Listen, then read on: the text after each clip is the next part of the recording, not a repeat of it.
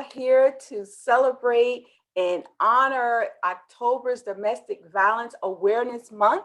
My name is Alaysha, the Warrior Queen, and I welcome you to our third episode of the Warrior Women Thriving live podcast. Today, our featured guest is Kc Gloer, coming all the way from California. She's an author, international speaker, coach.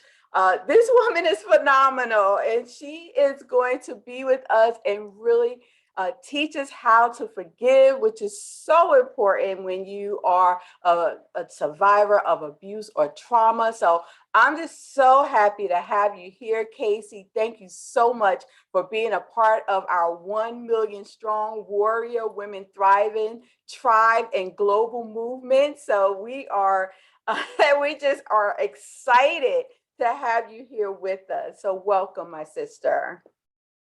Oh, Alaysha, thank you so much. From the moment I met you and we started talking, Alaysha and I haven't stopped talking. It's like we have so much we want to do and so much in common. And we're just in sync, and we're just so excited about making a difference in the world. Yes, thank you so much. Thank you. So we're going to go ahead and get started because I know that people will be chiming in. So welcome, ladies, and we appreciate you being here live. So I just want to tell you a little bit how it's going to go. Kc and I are just going to go back and forth, going to ask her some questions. She's going to bless us with a couple of her poems, I think. So we are excited about that. And at the end, you have the opportunity to do a Q&A and ask Kc anything that you want to ask her. So be ready for that, because that's always kind of like the best part of the show, is that you get to speak to our guests direct. So, all right, so let's get started. So Kc, again, tell us a little bit more about you, because, you know, I know that they saw your bio on the way in, but I would love for you to share just a little bit more about you and who you are and why you accepted my invitation.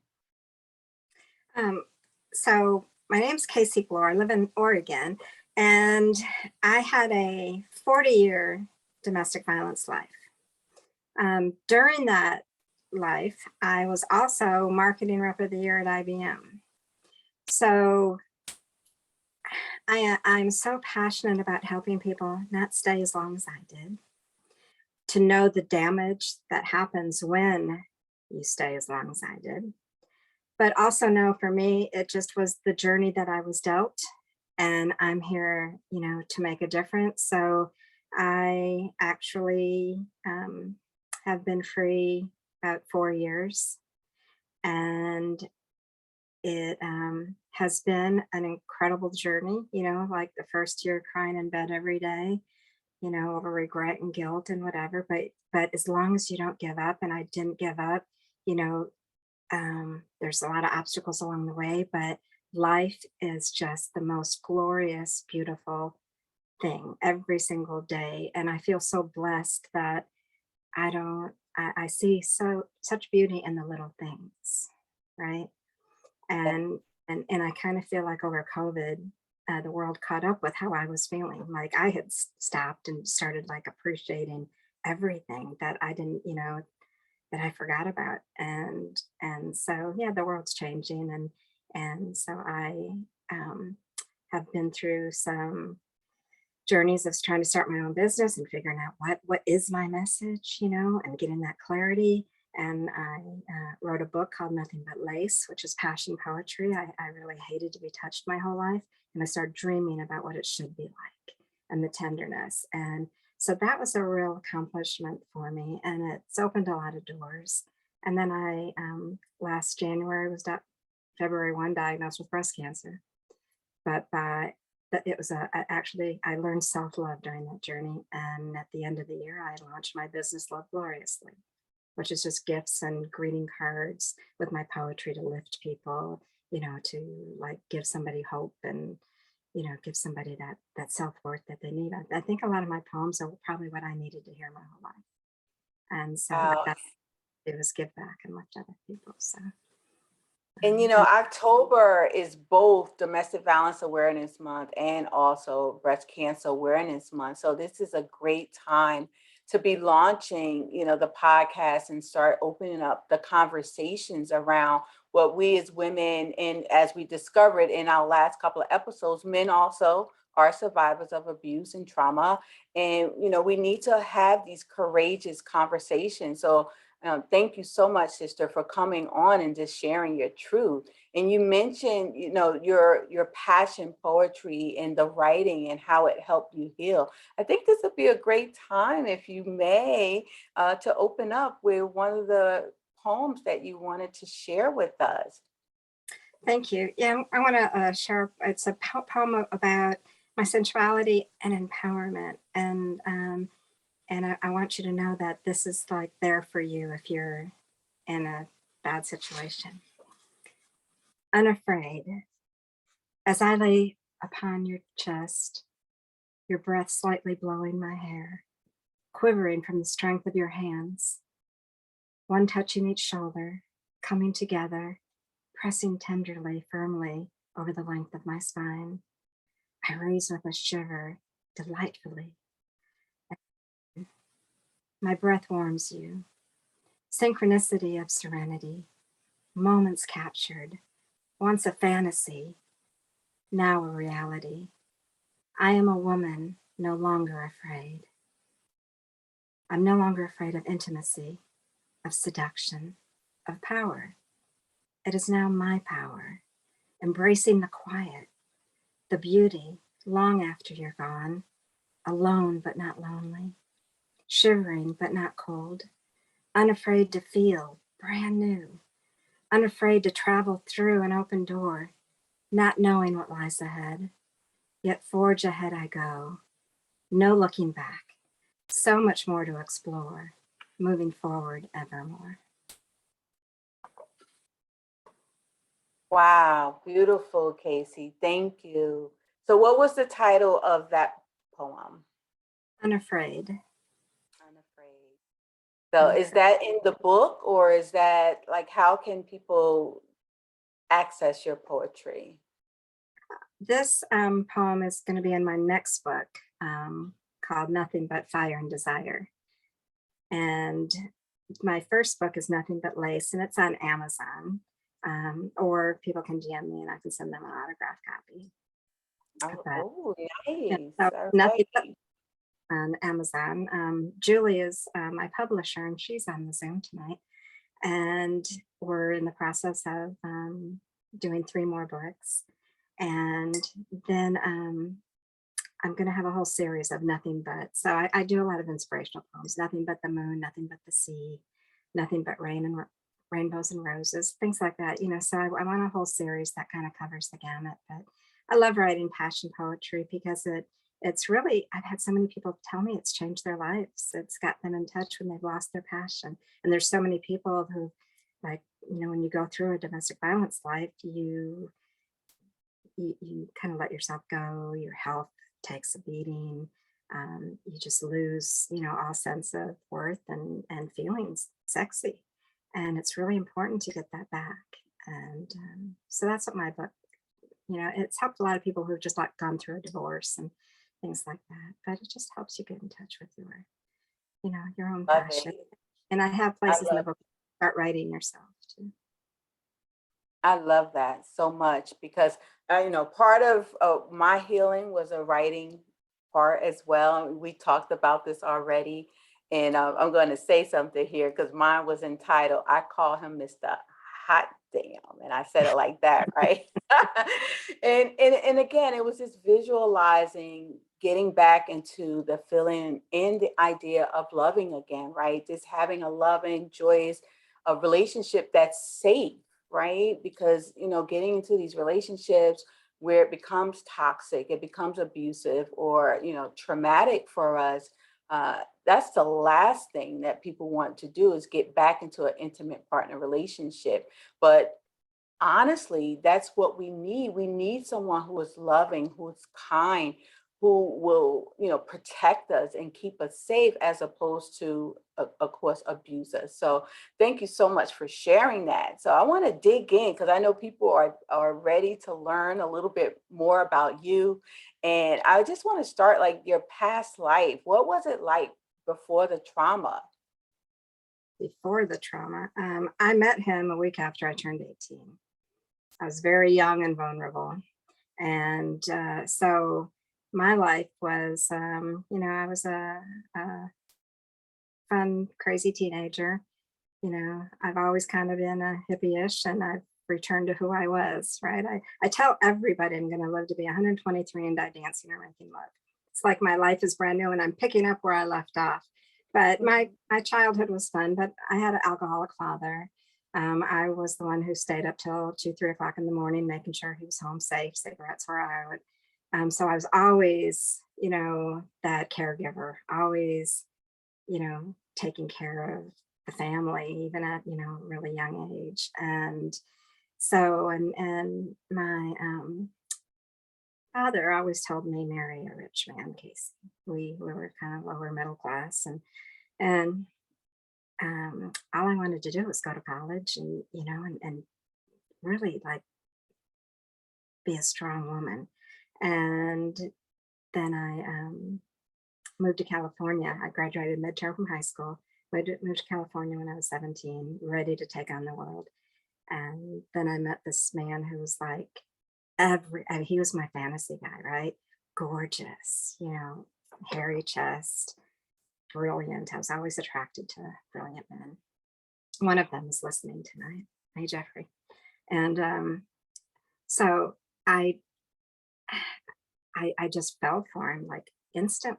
He told me he had all these degrees. He had a master's degree, a PhD. He played football for the University of Georgia under Vince Dooley. And he was like so charming. And I just like fell hook, line, and sinker. And it wasn't till years later that I found out everything he told me was a lie. Everything. And so, I realized I fell in love with a fantasy. I fell in love with a very insecure, troubled man himself. He was 11 years older than me. His first lie, he told me he was 10 years older. Go figure. But I want to jump in right there because you stated something that I think is so critical, right? You said everything he told you was a lie. And we find that the representative, right, is the person who shows up. Because I really want our listeners, and especially those who are victims or survivors or who have been in this state, how do you detect the lie? How did you detect the lies? It's hard because you love this person and things just start saying a little off, right? And he was excellent at it. I mean, none better. But since he actually never worked, and I supported him his whole life, but in those early years, it's like he told me he was doing research at UC Davis, and I mean, he had a story for everything. So once I got married and then things weren't, he told me he wanted to be a writer, but yet he told the world he worked for the World Health Organization. And so I wanted to help him live his dream as a writer. And so that fostered him to be able to stay at home and be on his computer. And I thought he was writing and working at home and doing whatever. And what happened is I was so busy working, and I took on so many tasks that you don't notice so much of their life, right? But then things, it took years before things weren't adding up. So I started digging through some of his papers, and I mean, he actually was like, the night before I got married, I was like, he was like screaming at me and threw me on the floor and kicked me the night before I got married.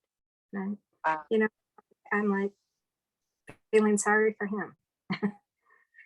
So there were signs that I just I felt that God put me here to help him. He's obviously troubled, but he's a beautiful man and he needs somebody to care for him, right? And that was like my heart.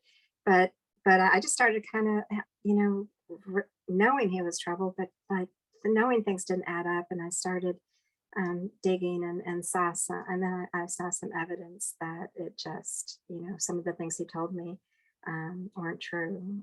I think one thing, I met his aunt. He kept me away from my family, his family, everything. But I met his Isolation. one time who said something about him going to school in Berkeley. Now, he told me he went to a lot of schools. He never told me he went to Berkeley. So it's like Oh, he wow. Harvard. So here I'm on the West Coast and he went to Harvard. But now his aunt said that he went to Berkeley because he's on the West Coast. So it's like that was like my first thing. And it ended up he was married twice before me. He had a child.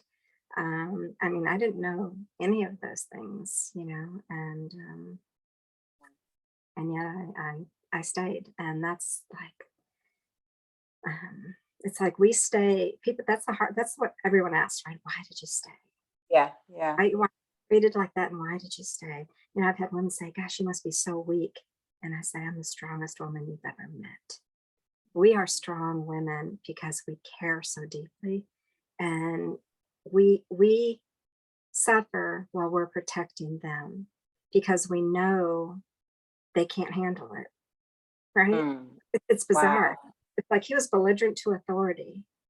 So I knew if he ever got in trouble, I mean, he probably would never get out of the jail. And I couldn't have that happen to the man I love or my son's father, right?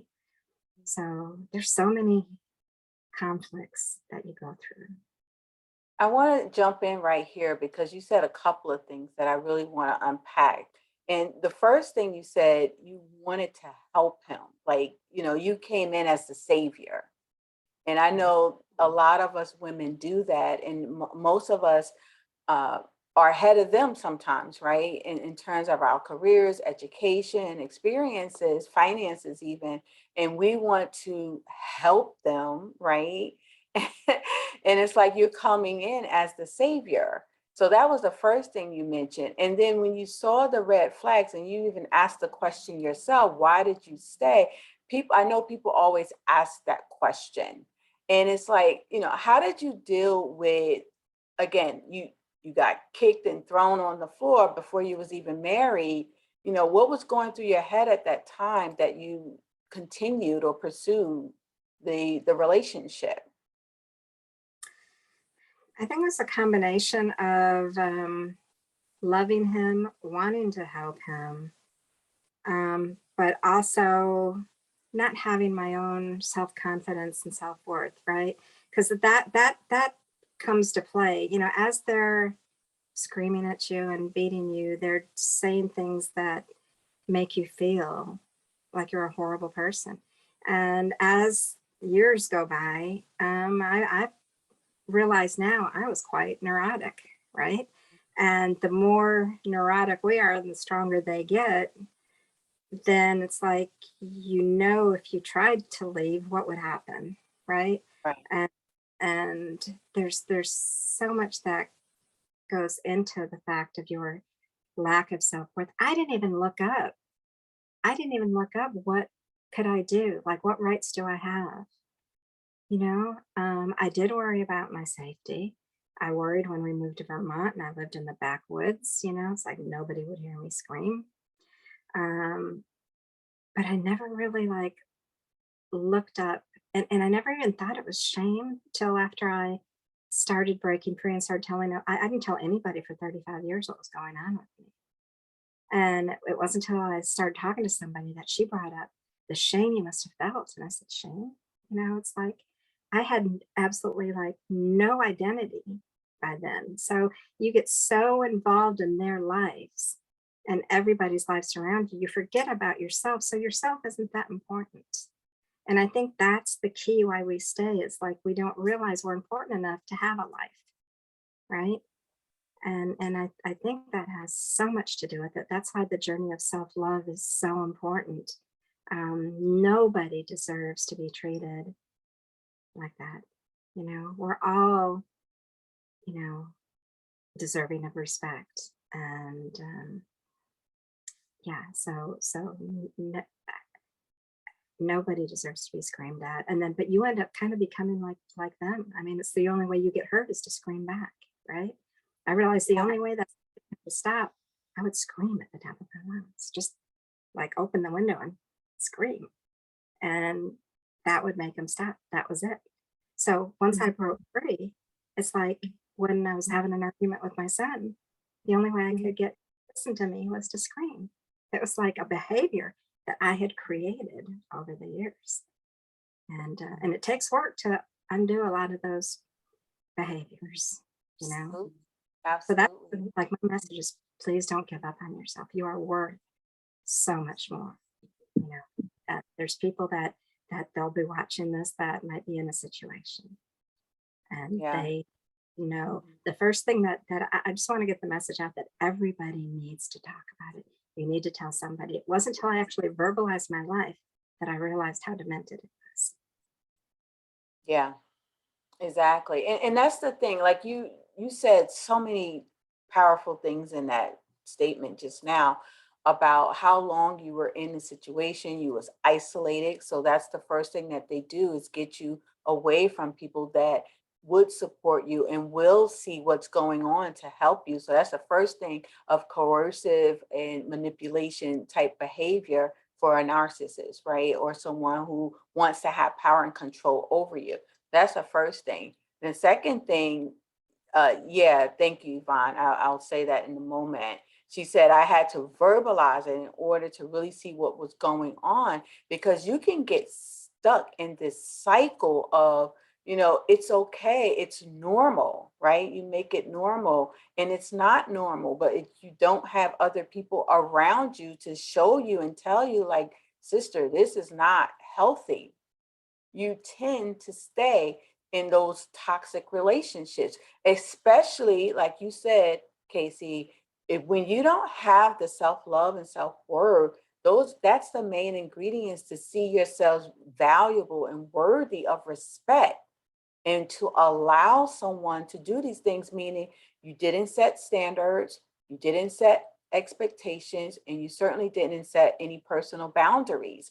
And but how would you know that when you don't even value yourself? So let's pick it up and let's move into that point where you said enough is enough and what that transformation looked like. Because I think that's where some of our sisters may be, like you said, they could be in here, they could be on the replay, they need to see that there's hope on the other side of this. So, what can they do in terms of transformation? Tell us your story a little bit. There's so much they can do. And I do say it starts with um, verbalizing what's going on with you, telling somebody.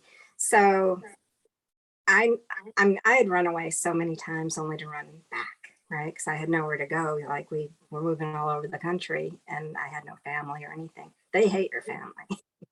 It's the family is a big threat. Um, so I had like really, I was chronically ill. I mean, stress will kill you. It'll take its toll. And I was so sick. It's like I got to a point where it's like, I've got to break out of this. And I was housebound for a year. I was so sick.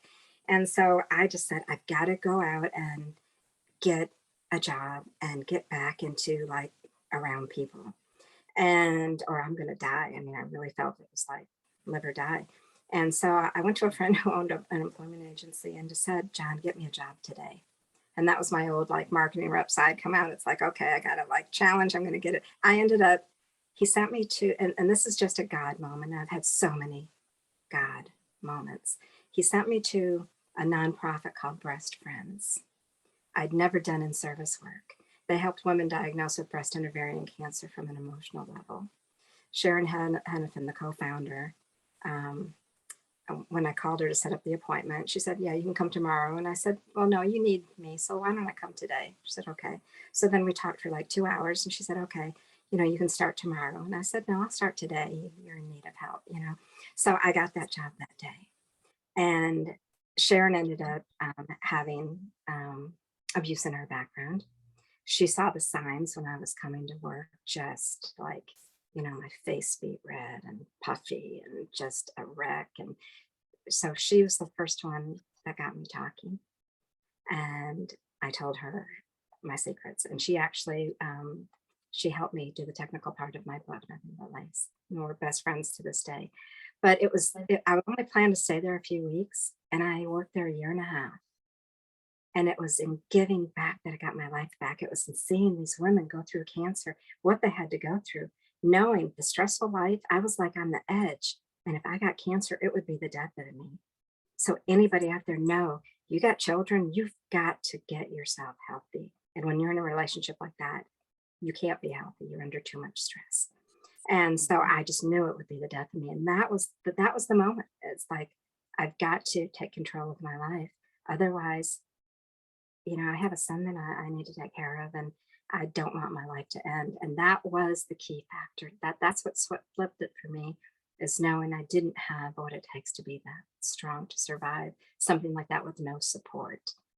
Yeah.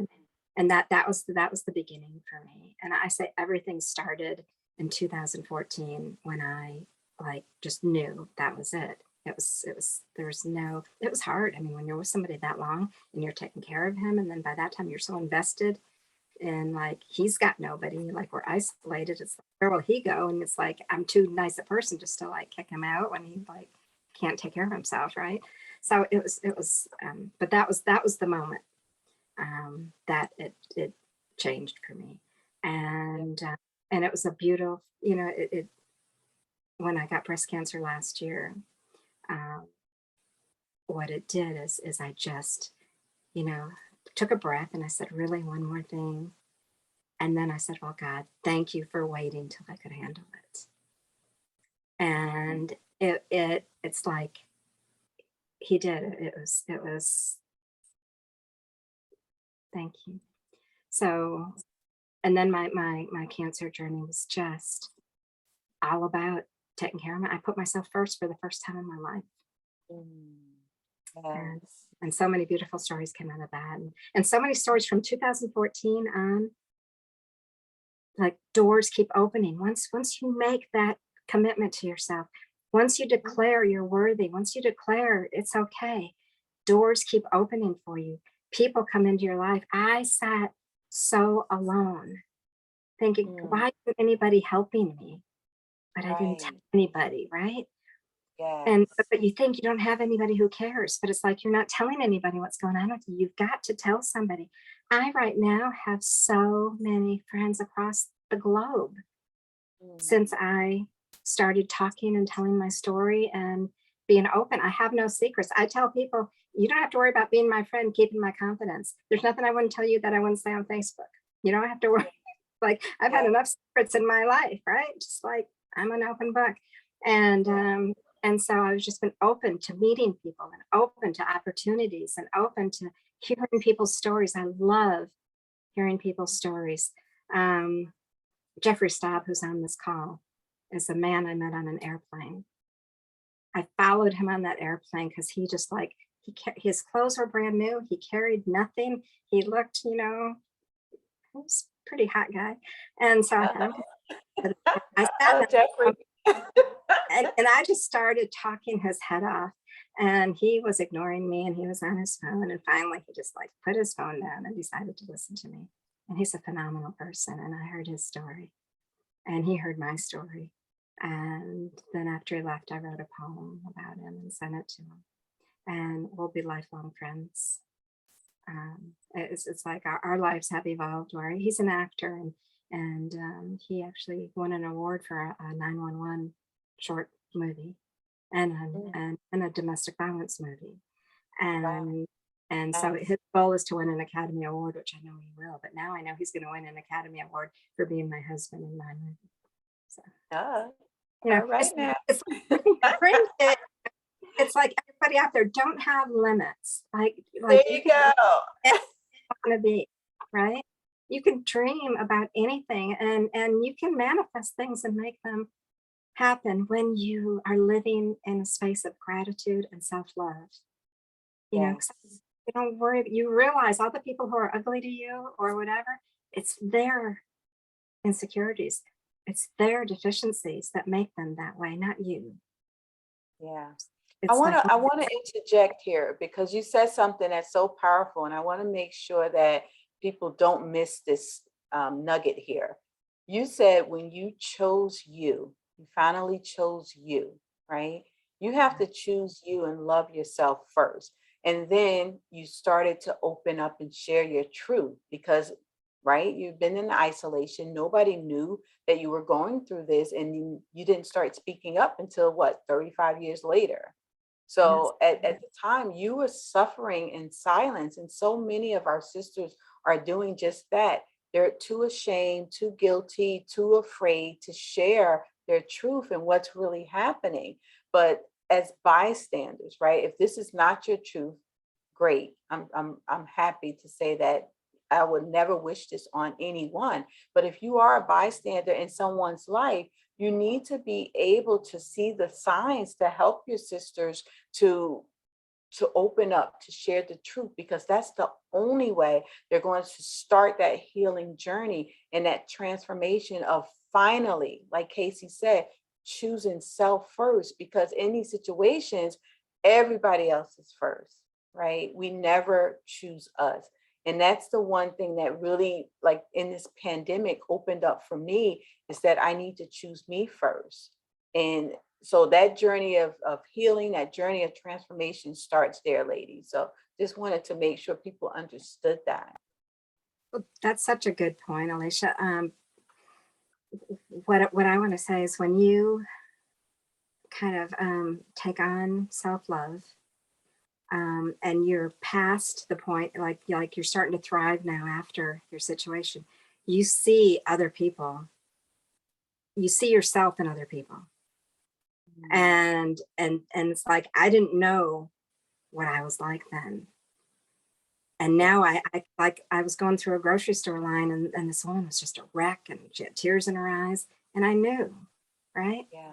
And so I started talking to her, and she like opened up to me in the line, and she's crying, I'm crying, but you see those signs, and you get people start talking about it. She's now like divorced and living a beautiful life. I started telling people, listen, I'm going to be at Starbucks at 10 a.m. every Wednesday. If you know of somebody who you think is in a situation, because we don't tell anybody, right? No. It's like we're afraid. We live in fear. We're so controlled. You're going to get in trouble. My son and I talk about, it's like I'm not his mother. I was like a sibling. We're both getting in trouble, right? Yeah. So you might know people, but they won't admit it, right? And you want to help them, but you can't, because we're constantly in this conflict of, do I go? Do I stay? I love them, but I don't. I hate them, but I love them, right? Yeah. And so I said, bring people to Starbucks, and if you think they need to talk about it, and they won't talk. And so I make it a fun conversation about love, and I read my central poetry. And like I had this one woman there that's like, we knew, right? But she wouldn't tell anybody. So I read a real sexy poem, and then I followed it up with a domestic violence poem. And she instantly knew it was okay to talk about. Yeah. And we went that day to the safe house. And I saw her at the safe house telling that woman, well, I don't think he really meant it, but, it's like, that's what we do, right? It's like, it was so apparent to me, of who I was, how it's so hard to actually turn on our husbands or wives or whatever. We feel like we're doing them a total disservice when they're like, breaking our arms or choking us or whatever. Yeah. Julie says we excuse the bad behavior. Yeah, absolutely. Absolutely, we do. And it becomes normalcy. And that's the problem, is that when something becomes normal to you, you don't see that it's an issue. It becomes a blind spot. And this is what Kc is talking about, moving yourself out of the environment. That was another thing that I picked up, Kc. When you were out of the environment, you wasn't consumed by just him, and you chose you, and you started to work, and now you felt some worth and value because you're contributing, you're doing something, you're becoming independent, right, for yourself. And that's different. A mindset, it changes your mindset, because now you feel like you can do some things. But when you're constantly in fear, that's the problem. You don't know what to do. So right here, I want to give a number. Certainly you can check in your local town for domestic violence centers, but there's also the National Domestic Violence Hotline. It's 1-800-799-SAFE, SAFE, or 7233. So it's 799-SAFE or 7233. So reach out to the domestic violence centers, either it's local or this national hotline, or if you know someone who is in need, encourage them. Don't shame or blame them. Just be a listener, a good listener to, because sometimes we blame the victim, right? I know we want to be good friends, but we blame the victim. And we have to be really careful to do that because she's already afraid. She already, is kind of confused, right, as to why she's still there. But sometimes it could be finances, it's the emotional piece, the lack of self-love. That's certainly one of them. Or the children, right? She might fear for the children. Or some cases, the man can threaten you. And that's the time where it's not the safest for women if they're trying to leave the abuser. So you have to realize that it has to be a plan, an exit strategy that you work out with a DV counselor, because they will help you do that and they will take them into a shelter that's confidential. So if you know someone that needs that help them make a plan. Don't just tell people to leave, because you really can't do that. So I just wanted to interject there because people may need that help. So Kc, let's fast forward a little bit, because in the essence of time, I really want people to get a chance to ask you questions. But we talked about your journey of transformation. That was the catalyst for change when you started to choose you. And so let's talk about present day. Like when after you broke your silence, you started to speak your truth.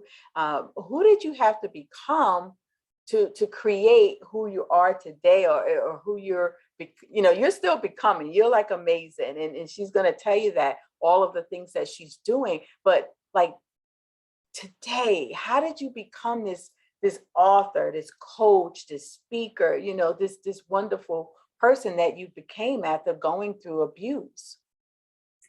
It boils down to doing a lot of self-development, right? You have to choose you have to choose that you don't want this life. And it's like you have to remember who you were. That was like the first thing, is remember who you were before. I'd forgotten who I was before. I used to write as a little girl.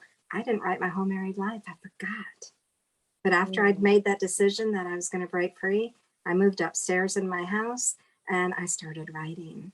And it's for me, that was like a very excellent release, which is what led me to I now do writing to release workshops, because it's so important to get things out, to make that breakthrough with yourself so you can let it go and move forward. And that's what I did. I just started writing, and I think that the passion poetry that I started writing helped me, it got my sensuality back, which made me confident and made, me feel like, I'm worthy of having everything that I deserve. I'm worthy of having a good relationship. I'm worthy of being able to experience love, and not all men are bad, in my opinion. I know it's men and women, but it's like, no, not all men are bad, but you have to be careful not to keep attracting the same kind of men.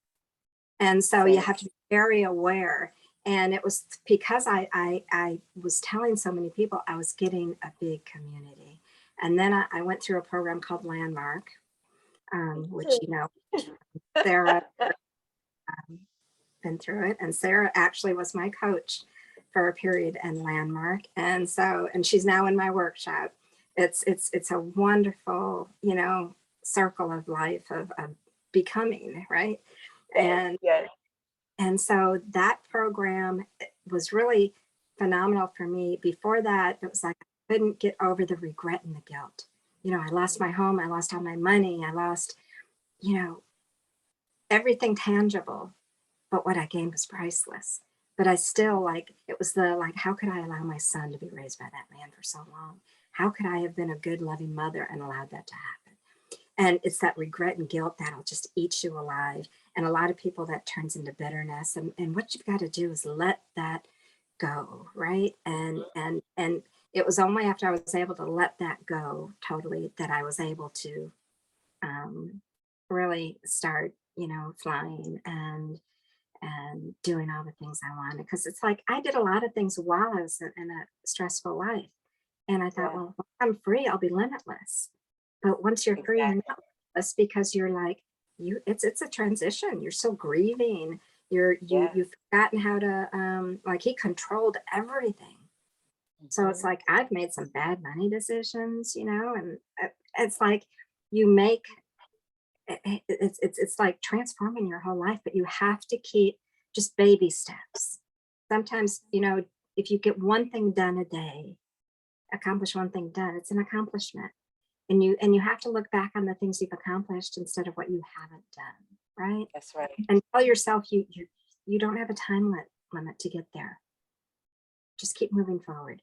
And all these like wonderful people kept popping into my life, and it's just God, right? It's just like when you let go of the fear and put your faith in God and the universe, it was miraculous for me, right? So I want to just jump in right here because the letting go part, right? It's so hard for people. What is the number one key to let go, Casey? um this is it in a nutshell. You can like be living in your grief and your chaos and your misery because we get comfortable with misery. Or you can just tell yourself, we have one life. We have a finite amount of time in this world. Are you willing to sacrifice any more days to that Mm. past life that you have no control over? You can't change anything in the past. Are you willing to sacrifice any more of your life? Haven't you sacrificed enough? And it's like that realization, like my life is beautiful. And no matter what age you are, I can't change anything in the past, but boy, I can change from today forward. And I can just seize life and for all the beauty and all the gold and everything it has to offer. And that's Love what, that. it's that mindset of just looking at everything through a golden lens, through a positive lens. Mhm. Hard. I mean, I have my moments, I mean, I like, you know, you're not going to be great all the time, and you're still going to have your dips. And right now I have a lot more better days than I have dips, but it was, you're on a pendulum sometimes, but you have to know it's part of the journey, and it's okay not to be okay sometimes. And, Yeah. and, and we're all in it together. And sometimes you need to go it like alone, or sometimes you need to call a friend and go to a movie, or have 10 glasses of wine, whatever it is, right? But, I you know, hope not. yeah, I don't, But I wait a don't, minute. I want to go back to something you said because one of the things in that is that first of all, you get to choose, right? When you take back power and control over your life, you get to choose what that looks like. And we create what we call this compelling future, right? It's designed and visualized and co-created with you and God. But that's a stage that you have to get through or get to, I should say, once you let go. And for me, it was through forgiveness. And that's where, I really wanted to unpack that in terms yeah, of you have to forgive yourself. You have to forgive those who hurt you. And you also have to ask God for forgiveness. That was my steps. That was my process. And in that process, I was able to let go of all of that baggage, all that guilt, shame, pain, blame, hate, anger, like all of it, bitterness, everything was there, all the deadly sins, right? And Landmark was the program that helped me break free because I had so many breakthroughs through Landmark. And that's where I saw my blind spots were opened up. And in order to change my compelling future or the outcomes or the type of people that I attracted, I had to change. I had to become more than what I was. I could not continue doing whatever it was I was doing because I was attracting, quote unquote, the same guy, that same characteristic. So I love that you said that, Casey, because you have to do self-development. You have to do that work in order to get the things that you want in your compelling future. So I want to ask this question. What do you hope to solve today? Like by sharing your story, your mission, your vision, what do you hope to solve? What do you hope to bring to the world? what I hope to bring to the world is number one, help all the women who are still, and men who are still living that life, to Mhm. get the courage to talk about it and let you know you are worthy. Because bottom line, when you're in that life and you feel like you're so weak, you're not. You're very strong because That's right. you've dealt with so much, so you have more strength than you can imagine. And just think when you like can unleash that, right? Yes. And Yes. there's so much potential in life when you can unleash all that power that you have suppressed for so long. Mhm. And Beautiful. we have the skills of empathy, right? And we have the skills of compassion, but we have the skills of knowing how detrimental it is not to be, empowered and awakened. And so you have a lot to offer. So that's what I want to do. I want to help those people who are still in it. And then I want to ask all the people who are like still on their journey becoming, but I want them to help their sisters like you are doing, That's right. Alicia. That's why it's Yeah. like when I met you and found out what you were doing, and I had projects that I had thought I could do, and I thought, I don't know if I have the energy. That's not quite my role, right? But this woman has this energy to touch 1 million women in the world. And we all need to be empowered and stand behind her and do whatever we can, right? I tell Yes. vision 1 million women holding hands in the street, like picking a day 3 years down the road and just like holding hands, around Yeah. the and making a statement, I but love that. there is a lot more awareness now than there was, and I think people are getting a little bit more bold. But there's some people who are living, totally blind to what can be there for them. And it's like reaching those people. But and I do want people to know there's great people in the world. There's more great people than there are bad. There are more There great is. than bad, you know. Yeah. Happen to got in that situation. But turn whatever's happened to you, turn it around into gold. That's what I say. It's like, I look for the gold in every silver lining, right? That's Because it's right. the, Yeah. so that's my purpose. And I appreciate you bringing up forgiveness because that's something that it was easier for me to forgive him than it was for myself. That was the hardest thing of all is to forgive myself. Yes. And Yes. that's a hard pill to swallow, and you just have to keep trying and keep having to Yeah. have good in your life, I definitely want to have another conversation on that because I mean, I think you're right. It is the hardest thing to do for ourselves. I'm not sure why, but it is, right? And well, I am sure why, but it's the lack of self-worth and self-love and value for yourself. But we need to turn that around. That's a whole nother episode. So stay tuned because in season 2, we definitely will be coming back with that. But I want to go back to the program, the Warriors Thriving movement, because it is a global movement and it is to empower 1 million strong warrior women survivors who will be thriving right around the world and what that looks like. And when God gave me that vision, like you, Casey, I see this big vision. It's creating this big promise to create a future without violence for women and girls around the world. It's breaking generational curses of violence and abuse and sexual assault and all of these different things because women are going to stand up in their power like you talked about.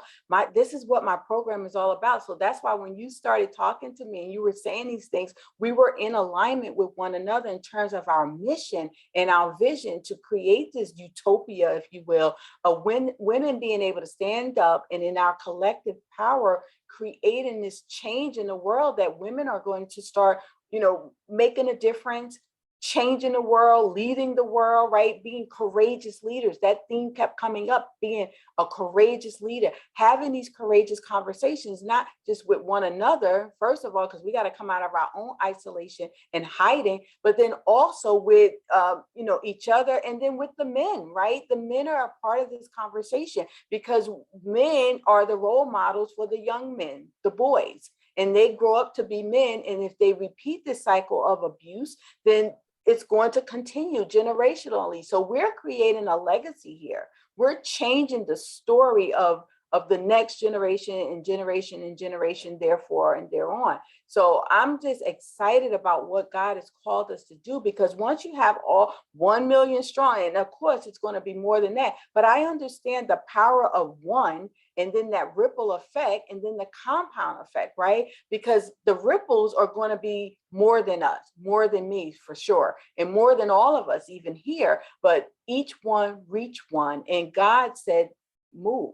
And I always talk about this staircase, right? Dr. Martin Luther King's quote where he says, faith is taking the first step without seeing the whole staircase. I embrace that now. I don't know what's on the other side of the 1 million storm. All I know is that it is attracting people to the movement. And those are the people that we need to heal and impact and serve, deliver, all of it, right? And for people to walk in their purpose and walk in their intention and do the thing that God has called them to do. But until they choose them, speak their truth, own their power, activate their voice, and get the support. You don't go it alone, ladies. That's the thing. We don't do this alone. This is why I created the Warrior Thrive In movement, because it is a sisterhood. We're doing it together. And Kc, thank you so much for joining the movement, first of all, because you are a powerful force to be reckoned with. And, the way that your journey in your life has turned around and you created this compelling future. I just applaud you, sister, for being able to do that. And then speaking your truth and going out and again, sorry about that, reaching back, each one, reach one or teach one, and helping the other women. And that's the journey that I'm taking. That's why God put us in the same circle of influence, because we are kindred spirits. So again, thank you so much for sharing. And in the interest of time, I really want to open up the floor for people to speak. I could listen to Kc all night, and she knows that, because we've been going back and forth with our little messages. And it's been beautiful, but I want to go ahead and open up the floor. I'm going to put it on gallery view. Beautiful show, very inspiring. Thanks for the shout out. That's your Jeffrey, Kc. All right, so ladies, let's open the floor. Let's talk to Kc. What questions do you have for Kc? Ladies and gentlemen, everyone is open. Okay, Majetta, come on. Thank you, you guys. Thank you for having me here. It was wonderful listening to you. My question for Kc is, you mentioned that you now have friends all around the world. How did you make those friends? So what I did when I started writing poetry, I got on Facebook in 2014. I love Facebook because when I was like alone, I started meeting people. And I wrote a poem called To Dream. And so when I would make friends with somebody on Facebook, I would put To Dream on their page and just say, hi, nice to meet you. And I started making friends. I had one woman who she called me after I post my poems, and I had one poem I posted about pain, like, don't tell me not to feel, don't tell me not to cry, right? And she called me and she said, you know exactly how I feel. And she's a retired nurse now, but she also writes music and plays guitar and sings. And so I asked her to sing to me, and I heard her story and what her pain was about. And she invited me to come stay with her and read poetry at her fundraiser in England. And I had lost everything. I had no money. I said, Julia, thank you, but I can't afford to. And she paid for my passport. She paid for me to come out, and I stayed with her for 10 days. Wow. And these are the kind of miracles that happened, right? Once I started being open about my story. I mean, this woman and her husband are so wonderful. She served me espresso in bed. It was like she made me feel like a queen, right? And it was the first time I was really totally away from my life, where I could see what it was like to relax. I never was relaxed in my own home. So I've since met a lot of her friends. I've met a man who's like the head of the National Poet Society in the world, and he's trying to put together a big peace movement. And I just keep like making these connections, which I think they're all, none of them are coincidence. I'm on, I've got a woman in Texas that she's creating this whole children's utopia world that I'm writing poems for her book, and we're collaborating. And and then through her, I met, well, actually before her, I met a man named Paul Luftenegger, who he sings. He's just this beautiful spiritual being, and he has like a story of his dad committed suicide and he found him, and he's now published like so many albums. And Sarah's actually been to one of his workshops. It's like that we're all connected, and the world's a lot smaller. So if you're open to talking to people, and hearing their stories, it's like, I think that's how I did it. It's like, I care about people. I just don't friend them and boom, they're gone. It's like, if you look at a lot of people on my page, I know I've had conversations with so many of those people. And I think that's how I've met so many people. And I realized even today, I was asking people to come to this Zoom, and I had people say, I'd love to, and put your post into my group, So I realized how many tentacles there are out there if you're just open to caring about people. It's just about caring about people. No, it's true. And nowadays, with us mentally being more prepared to be open with the internet and the Facebook, I applaud you that you kept open since 2014, and you created this connection, genuine connection over the time. It's something that everybody wow, it's a role model. It's awesome. It shows genuinely how you care to create these meaningful connections. And one thing I do is I do FaceTime with people, because we all know there's a lot of like people who aren't who they say on Facebook. So when people start like texting me, I just say, let's FaceTime. Well, the people who aren't real people, they won't FaceTime. So that's kind of like my role. Let me see you and talk to you. So I've got one man in England that I met 7 years ago. Like, we're best friends. Well, it's like I'm always talking to people. I joke about I'm always talking to people in bed with them because it's 8 hours difference. But yeah, if you're just open to we're all around the world, and we're all here in it. There's so many people who want to raise the love vibration, right? Even in like Maya's group, what I created, Alaysha, nobody else will get this, but it was the Island of Love. That was my fantasy. It's like we all want to, there's so many of us who just want goodness in people. And unfortunately, it's the bad people that are the minority, but they're the ones whose voices are heard most. And the more of us that don't give them fodder, and just keep on our positive path, I think we can change the world. Yeah, for me, like I have understood and accepted well, not now, but even now more than ever, like talking about, speaking up, putting your voice out there, and then the ripple effect, like Alaysha says, like it's gonna happen, and all united you bring to changes. So I am more aware now than ever with the internet, not with the internet, with the Facebook, and all we are trying to do here to create our communities and becoming the coach and standing up for ourselves. And I had these beautiful notes that I took from you guys, that's even I didn't have to go through that magnitude of being abused, but we recognize ourselves. And thank you for sharing. Thank you. Thank you so much, Marjeta, for the question and for the insights. I think it's beautiful because I met Kc like that authentically. And we honestly talked back and forth on the voice messenger thing.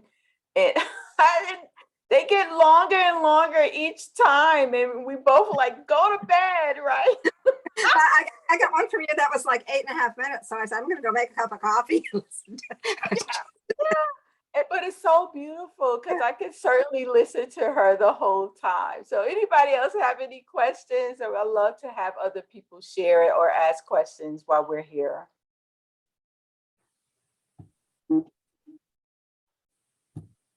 Come on, Cheryl. I don't think I have a question, But I do want to make a couple of points.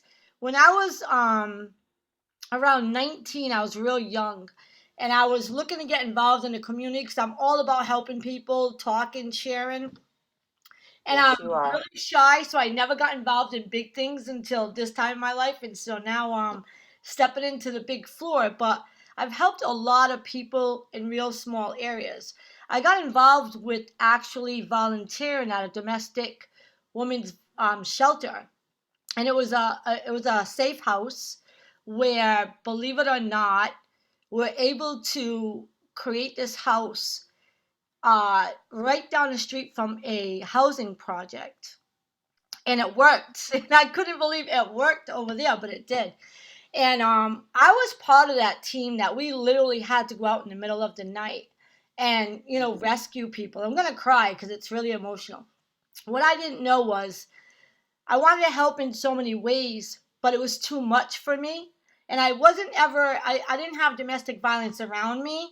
Um, and so there was a lot to learn there.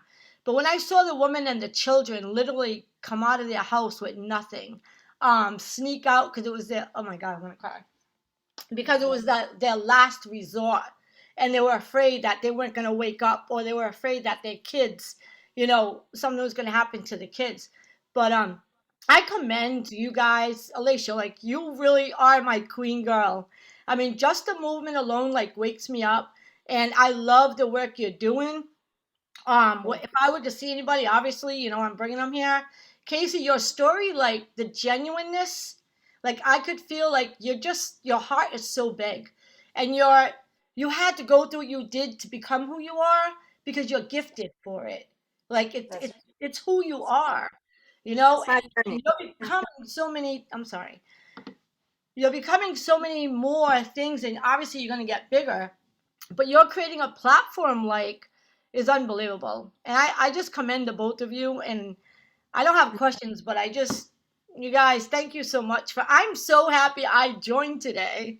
yes. Sometimes I can't make it, but being here was amazing. And I thank you guys. I just want to commend Cheryl because Cheryl is a great cheerleader. We're in another coaching program together along with Marjetta. And thank you again, ladies, for being here and supporting me. But it's all about our stories as survivors. The very first thing that we want to do is reach back and help the other who are in victim state, for one. And then as we move along that journey, we help and pull the other women out. So Yvonne is here too. And all of these women join the tribe just based on like what I put out there. And I got to tell you, it was totally God's vision of a 1 million strong warrior women thriving campaign. I just want to smidget tell my story, just a little smidget, because I want you guys to hear where this came from. Like for me, it was 15 years just in this emotional purgatory, I call it, because I was just stuck there. And 6 years ago is when that spiritual awakening happened for me, and God showed me, this kind of carousel of women from around the world, and He said, "You're going to be a leader of women, empowered women around the world." And I didn't know what that meant. I was like, "What does that mean?" And then, when COVID happened, God opened my eyes and was like, okay, the time is now to thrive. And so that's where Warriors Thriving was born. Alaysha, the Warrior Queen, was born. This whole idea of a 1 million strong warrior women thriving, like the whole thing. And I said, there it is. That's what God was trying to show me. And He showed me like all of these women was because it was global. And I'm just, again, I'm so appreciative of you all coming in and standing in solidarity with the movement, because it's going to be huge. It's whatever we make it. And it's more than me. I keep saying that. I'm just the one who ignited the spark to create the fire, but it's going to be a chain reaction. And before you know it, this thing is going to be runaway train. I'm not going to be able to control it, right? Because God is going to take over. So again, just thank you guys for, being here and being supportive of what we're doing. Because it's like, any great movement, you get one voice, one igniter. And after that, it becomes whatever it becomes, right? So anybody else have any questions? I want to be mindful of folks' time because we are over, but this is always the good part, the Q&A, where people get to share and get to talk to Kc. Guys, when have you ever spoke to an international speaker and author? Here comes Jeffrey. I think Jeffrey wants to say something. Hey, I'm Evelyn. I like to say something too Oh, hi, when there's Evelyn. time. Yeah. Hi, Yeah. how are you? I think Jeffrey was next, and then Yes, Evelyn will do, absolutely. okay? Thank you so All much. right. Yeah, Yeah, thank yeah. you. I do have something to say about Kc briefly, and it's Mm-hmm. how I met her. And the reason why I want to bring this up is because she said to let go of the bitterness and you have to forgive. But when I met Kc, I was on a flight from Los Angeles to Salt Lake City because my daughters live in Park City, Utah, and I paid to upgrade on the flight because I wanted to be the first one on and the last one off, I'm sorry, the first one on and the first one off. And I sat in the front row because it's just easy. So the flight gets filled up and no one is sitting next to me, and I'm just happy as a lark because I just wanted to be left alone. And then Kc walks in, one of the last on the plane. And she looks at me and she looks at the seat next to me, and it's empty. And I'm sitting there looking at her and I'm saying to myself, do not sit next to me. Please do not sit next to me. And she did. And the reason why I bring this up is because sometimes God brings people into your life that you are meant to meet. And I was so incredibly cruel to Kc in my mind as she sat next to me and started telling me her story, like she's telling it tonight. And I was sitting there saying to myself, oh God, I wish she would just shut up so I can sleep because I'm tired. I was at a movie premiere the night before. And she kept talking. And so I finally stopped resisting and I listened to what she was saying. And I really didn't say much, and I don't remember what I told her about myself. But she was incredibly kind, very perceptive, very intuitive. And so the flight lands in Salt Lake City, and I run to the baggage carousel to get my bags and get to my rental car, because I just wanted to avoid everyone. And by the time I got my rental car, we exchanged phone numbers on the plane. She sent me a text. And I thought, oh, no. And then she sent me this poem that she had written about me. And I don't have it here to read it to you, but what she wrote, I mean, I was speechless. I was weeping. Kc totally, in that short hour and a half flight, totally nailed me as far as my personality, my character, how I felt about my kids. And the thing I wanted to say was it so made such an impact on my life that ever since I met her, I stopped to smell the roses and stopped being in such a hurry to live life. And I started to slow down and I started to appreciate people that are around me, because sometimes, God sends us, we are never not alone in our suffering. And in the case of Kc and myself, I realized that I was not alone, and it changed my perception of myself. But I wanted to thank Kc in front of all of you, because she is such a brilliant, kind-hearted, wonderful woman. And what she wrote to me that day totally changed my life. And ever since then, I've always kept myself open to the presence of other people and the extraordinary power that they hold. and the light that radiates from their spirit and their soul. So we're never not alone, ever. I don't care what we're going through, but yeah, Casey totally changed my life that day.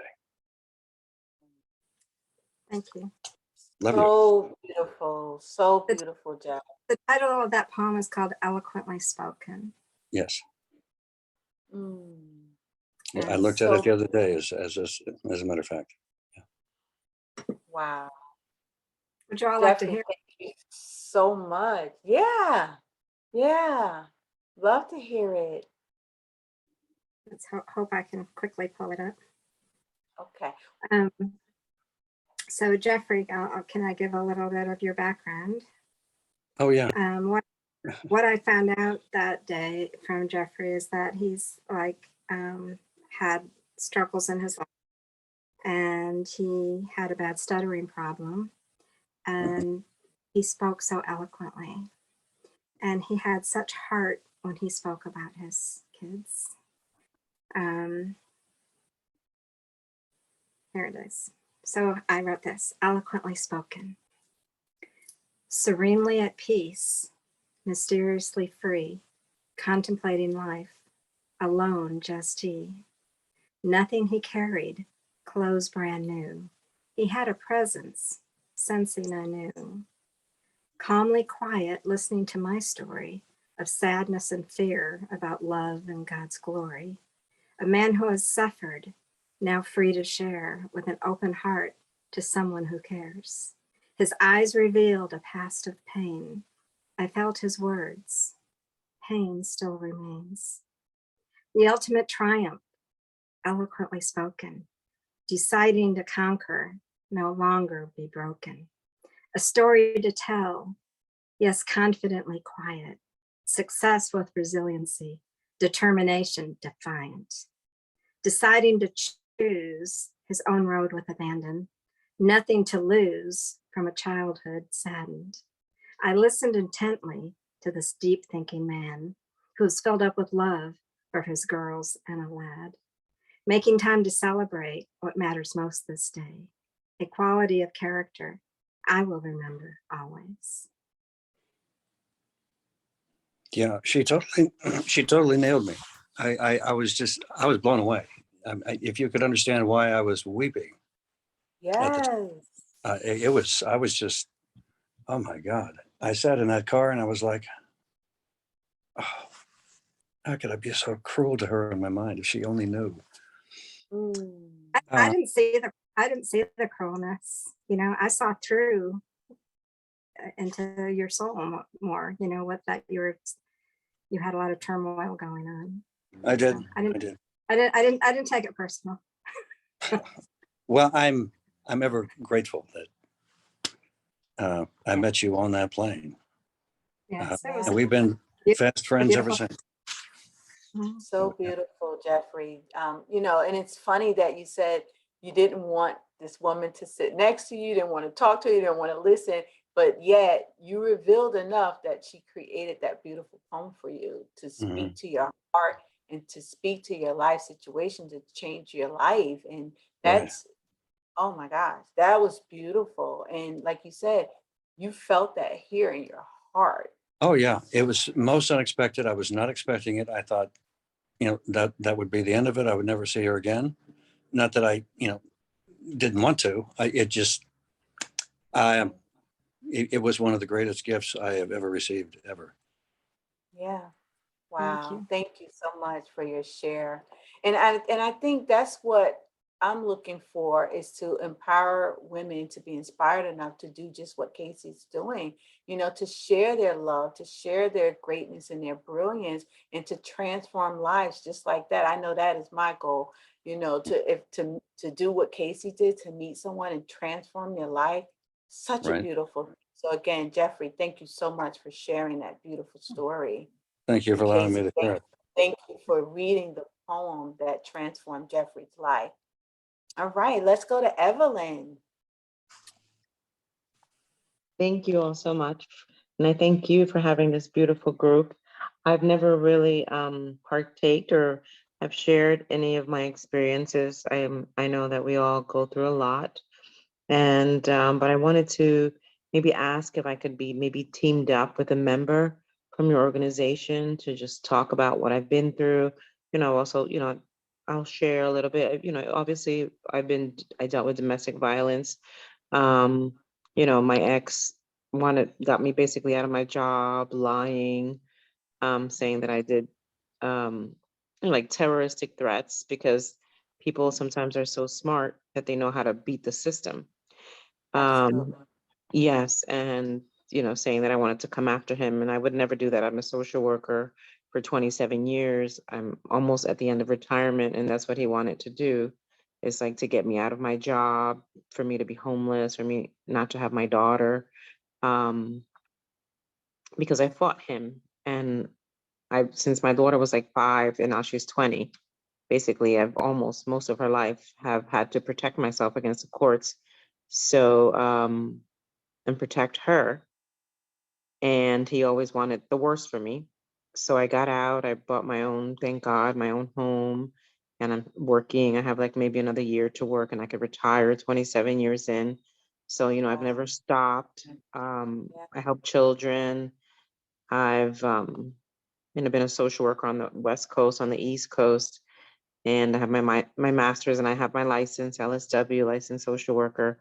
You know, we I know we all have our stories, but just to share, to say that I've thank you God that I've got out of that relationship, and I'm doing better, and I have good people around me, and Yeah. I want to retire, and I want to connect with someone that has been through this, or somebody that has experience, just to share a little bit more of my emotions. And you can't share everything with everyone because people don't understand what you've been through.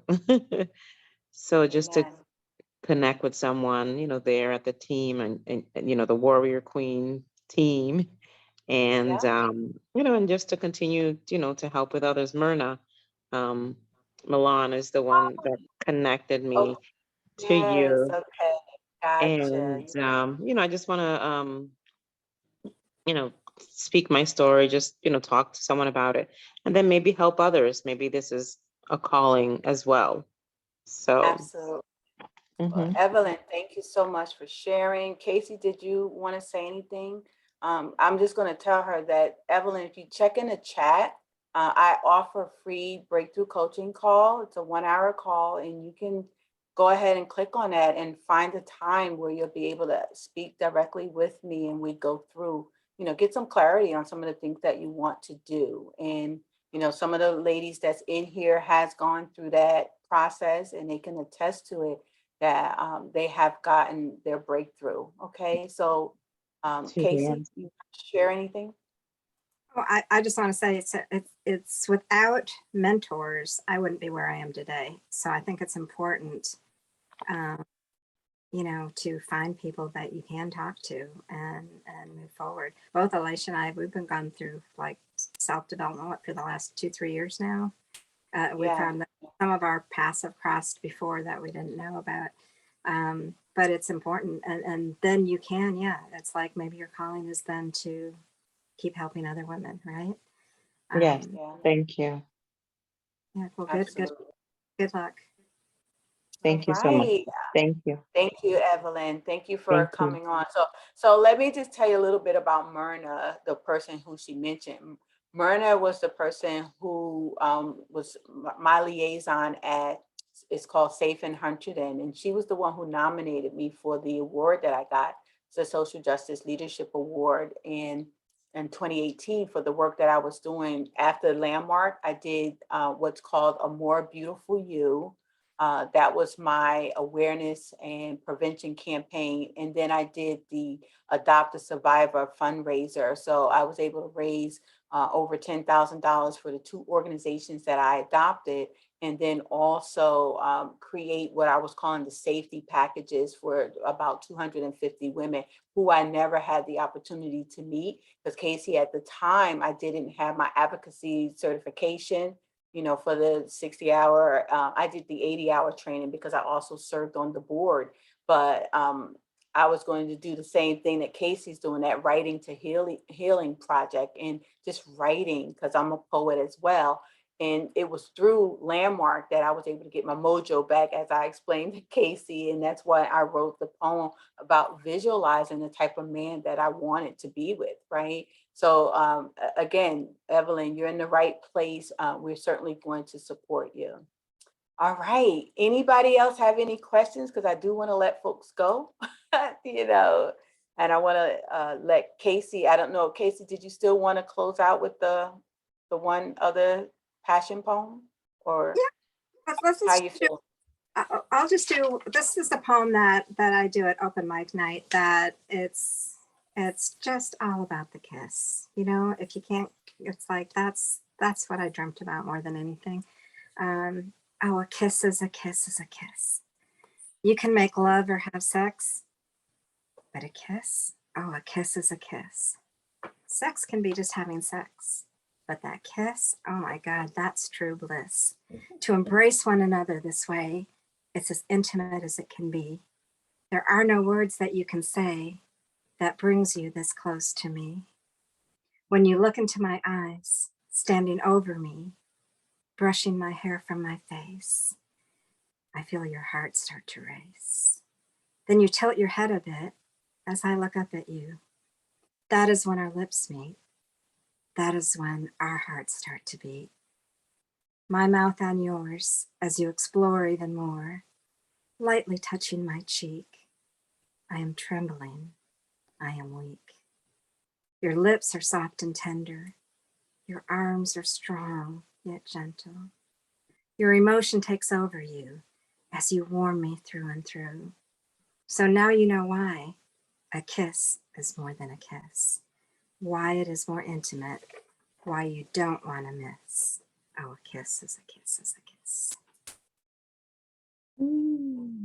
Beautiful. Woo-hoo. Kiss is a kiss is a kiss. I like the sound of that, Miss Casey. Yeah, I was at an open mic So- one night, and a man came up and kissed me. Now I knew this man, but a lot of other people didn't know him. okay. I was about to say, uh-oh. And Sarah, All right. So beautiful. Majetta, you have one more thing? Yeah, well, how do we find you, Casey, on Facebook or Instagram? I don't know. I've got a Facebook page, which is just Kc Gloer, just the Okay. initials, like I have up here. And then I have a Love Gloriously page. That's the name of my business, Love Gloriously. That's where I sell like these little cards. Jeffrey's bought some, Sarah's bought some, that have like poems inside. But so Love Gloriously is my page. And then my book is on Amazon. And then there's also a link where you can get the cards from my Love Gloriously page. But that's where you can find me. And my website's almost done. So thank you for Fine. asking. Well, Casey will be in touch with us anyway. She's in our tribe.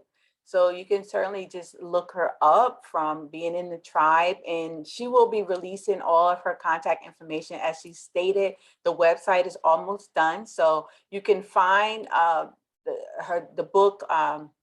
What's the book name again, Casey? Nothing but Nothing lace. But Lace. That book is already on Amazon. So you can go there, and then the rest of the projects will be released. So she's working on them, okay? So, but she's in our tribe. You can hit her up in the tribe. And again, if you have not joined the tribe yet, I also put that in the chat, okay? So it's our Warrior Women Thriving After Abuse tribe. It's a beautiful tribe. We're growing tremendously, and people are catching the fire of this big vision of 1 million strong warrior women survivors thriving, and our big promise to create a future without violence for women and girls around the world. So ladies, again, I thank you so much. Gentlemen who are here, Jeffrey, for sharing your story. It's so powerful. Everyone is a part of this movement. And again, if you need assistance, I've also put in the free breakthrough coaching call. It is in there, and just find a day that works for you, and I will work with you and find out what's going on. All right, and how we can help and serve you, because that's what it's all about. We're helping and giving back our gifts and our talents and our brilliance. So you can reach Casey in the tribe. She's there with us. This is my sister now. So we're not going anywhere, Casey. I'm not letting her go. And you're amazing. I've been looking forward to this because I knew Yeah. it's like you just like got me, and I wouldn't be, at a loss for words. So I'm not usually at a loss for words. Thank you. Thank you so much, sister. So good night, everybody. We'll see you next week, same time, 8 p.m. Yes, Cheryl, that's her thing. Yes, Cheryl. 8 p.m. Eastern Standard Time on Wednesdays. The next week, we have a male who will be sharing his story of survival. So I'm so excited about that. So if you know any men who, like on first episode, we had one of the men who spoke his truth and stood in solidarity with us. So I think we'll have a lot of men on the program for next week. So thank you so much, ladies and gentlemen. Have a blessed night, and we'll see you on the next one. And the replays will be ready soon. We're working on those. All right, Casey, thank you so much. It's been a pleasure and an honor to have you here this evening to share your story, your truth, your journey of transformation, and then, of course, the work that you're doing today. I just so honor you, sister, because this one thinks big. So everything that she does, she just thinks big. And, I'm learning, I know I'm going to be learning so much from you. And, as much as you're giving me, I pray that I can give you the same. So thank you so much. You're amazing. Your poems are so sensual, so beautiful. I'm at all so like not impressed. Impressed is not. Thank you. I've sold you.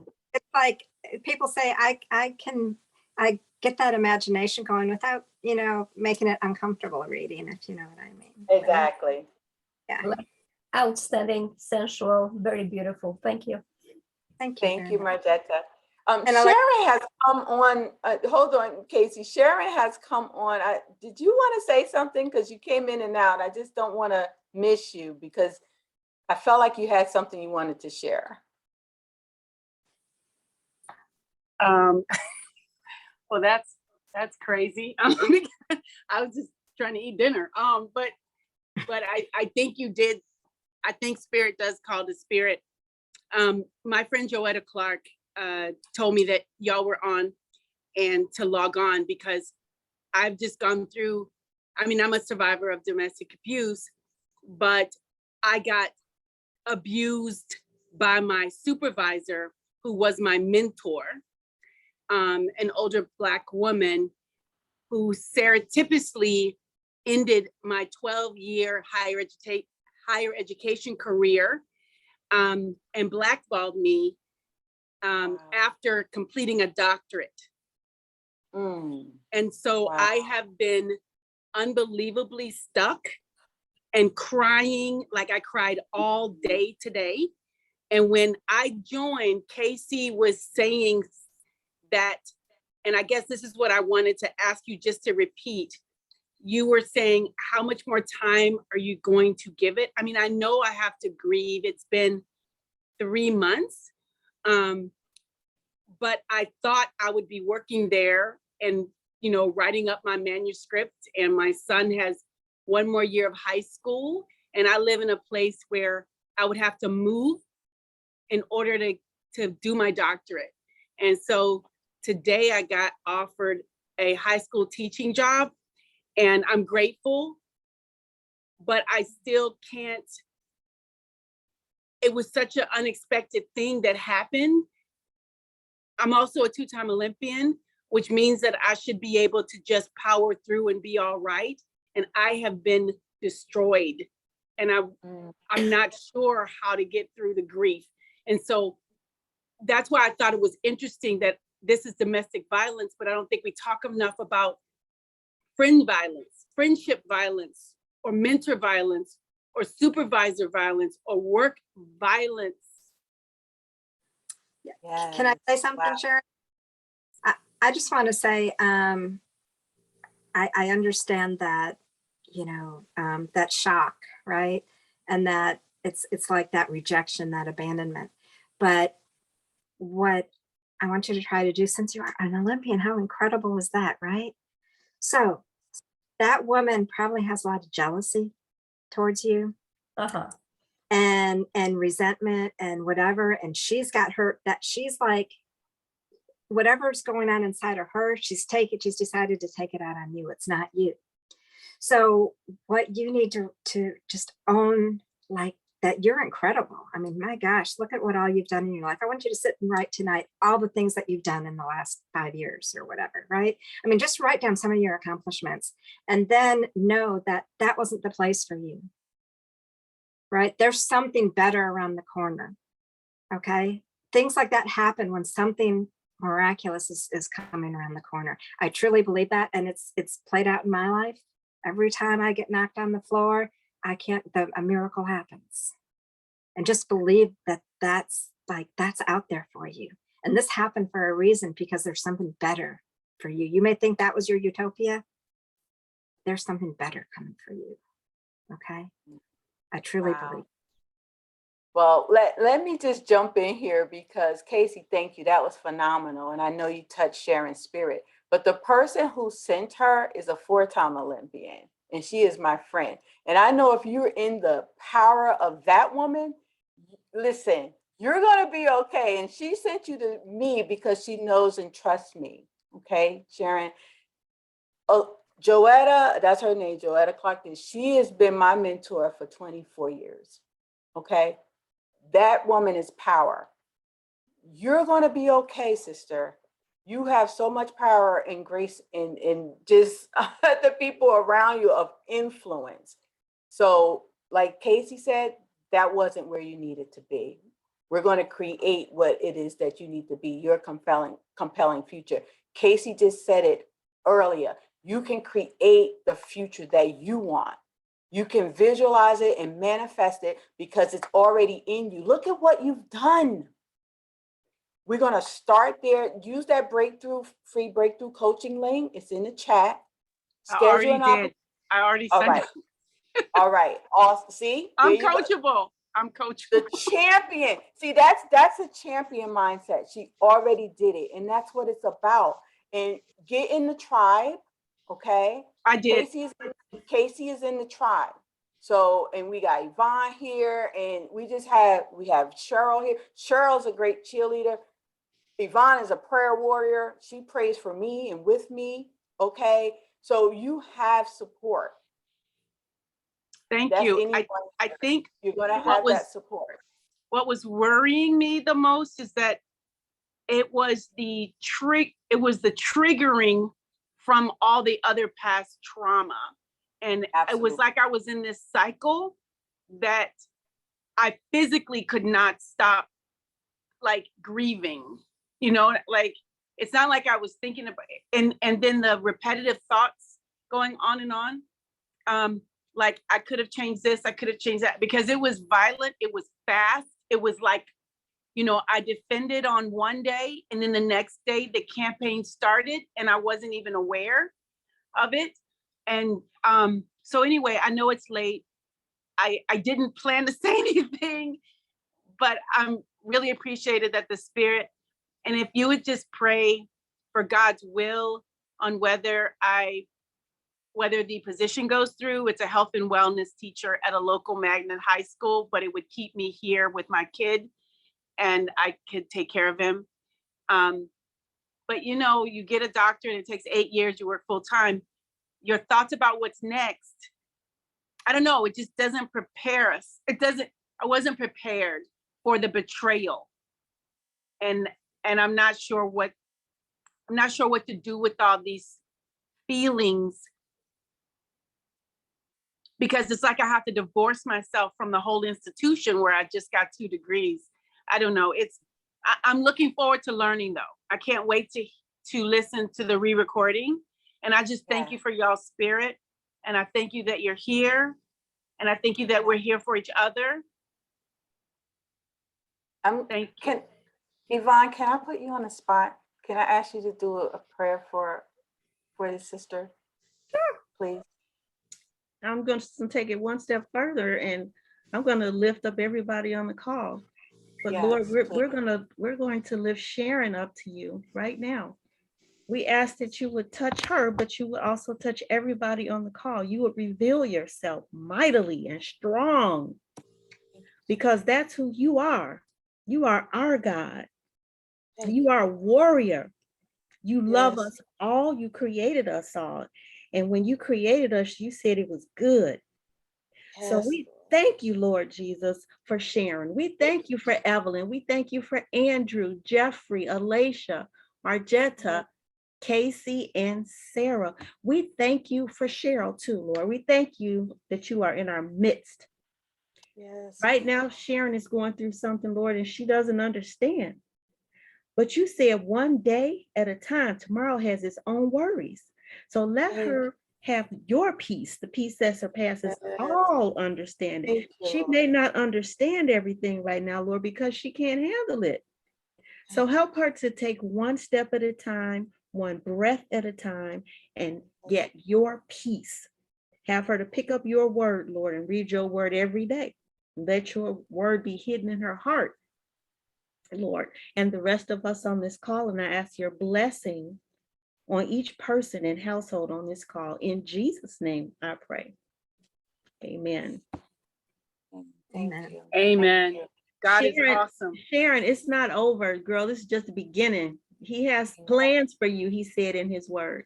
So just one step, one day at a time, and nothing is a coincidence. Things happen for a reason, and we can't see it all. We can't see, as the warrior queen always says, we can't see that whole staircase because we can't handle it.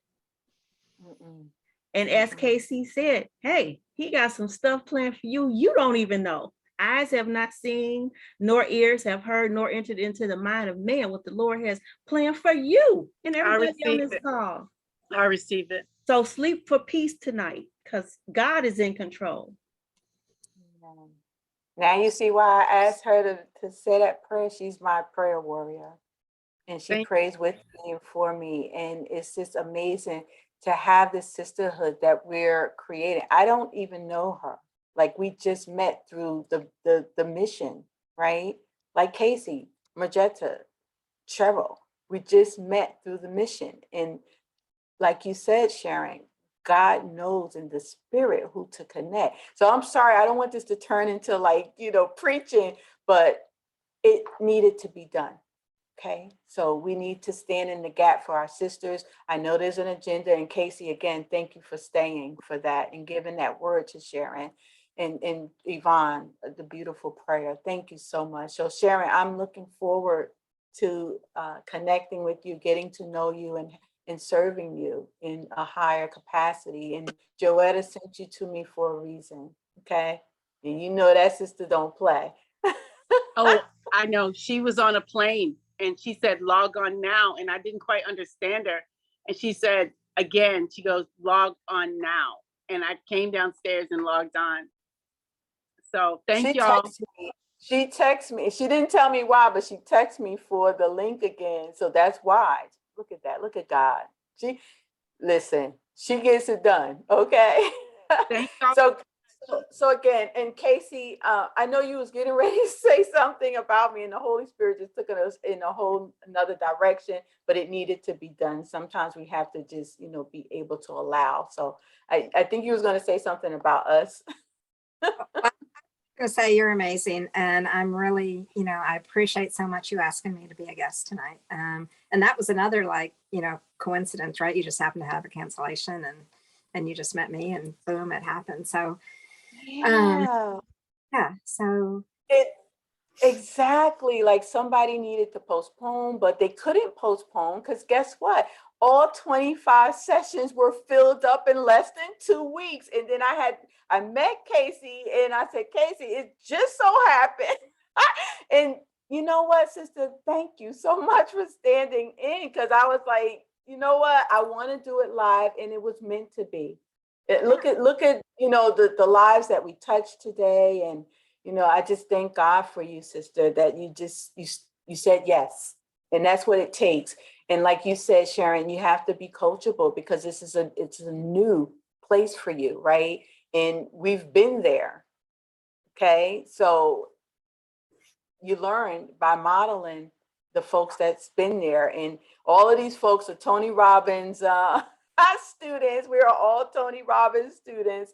So we've been learning and growing and developing self first so that we can give and serve. And that's what Tony is all about. So ladies, gentlemen, I am going to say good night because we will be here all night. I can tell you, Casey and I go at it. We're probably going to get on the chat and start talking it up. And Sarah, thank you so much for being here and for being Casey's coach and landmark. You know, that's where my breakthrough came through. You know, for me, that's where it all turned around for me. So when she told me she was a landmark graduate, I said, look at God. Look at God. Because most people don't know what I'm saying when I talk about Landmark, but it's a self-expression organization. They're international. And it's when they told me about the relationship piece, I said, I got one for you. If you can get me to get through and restore and forgive this relationship, I'm all in. And I gave them the hardest one I can give them because I said, I'm here for a purpose and intention. And guess what? I was able to forgive my ex. And I didn't never think I'd see the day. But once I did that, and Sharon, this is what we're going to take you through these steps. Once you let go, you're no longer triggered by those things because you're looking at the compelling future that you're creating. That wasn't where you were supposed to be, like Casey told you. You have a higher destination. Yvonne said in the word, God got plans for you, not just one, plans. Look at all the stuff Casey's doing. Okay? Plans. And Sharon, Rich- start looking up narcissism and start listening to, that's what you experience. So start listening to YouTubes about that. That is going to help you a whole lot. Yes, because that was my abusive situation. I was married to a narcissist and I've been divorced for 4 years. I left 4 years ago with nothing, left him with the house and everything. And so God restored all of that. And then I run into the same person, but just in the form of, of my former supervisor, who came to my house, bought stuff for me. Like, you'll find out, Alaysha, it was really,